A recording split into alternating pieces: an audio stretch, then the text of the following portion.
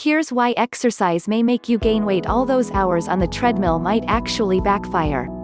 If you're increasing the number of minutes you exercise a day or week, or starting a grueling new fitness program for the promise of a flat belly, be prepared, those pounds may not only remain the same but even creep upwards. You're probably thinking, hey, but exercise is supposed to help me lose weight and burn calories. And yes, in theory, it does. But in practice, many who start to an exercise regimen find themselves eating more as a reward for all those tough workouts and putting on more pounds than they burn. The research, in fact, a recent study in the American Journal of Clinical Nutrition found that exercisers increased daily caloric intake and didn't lose the expected pounds in the time frame provided. Some even stayed at the same weight, much like the control group who didn't start a fitness program. To recap, the researchers included 171 sedentary and overweight men and women aged 18 to 65, and measured their weight, resting metabolic rates, levels of hunger, required fitness, daily food intake and calories expended, for a 6-month period.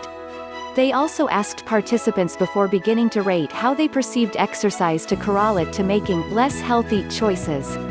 As in, if you burned off calories at the gym, can you have one more boozy drink or a cookie? They then randomly assigned a control group where they didn't implement exercise and 2 other groups. In one, people exercised 3 times a week on treadmills or bikes until they had burned 8 calories for every kilogram of body weight, which is about 700 calories a week. In the other, they exercised longer, burning 20 calories for every kilogram of body weight, or around 1,760 calories a week. And here's the catch, every group could eat whatever they wanted. The results, both the exercisers and control groups' weights and resting metabolic rates stayed the same. Some members lost weight, but around 2/3 of the participants in the less intensive workout group and around 90% of those in the more intensive group lost less weight than they should have in that time frame because of what they were putting in their mouths. The excess calories the workout groups recorded eating, to be fair, were small.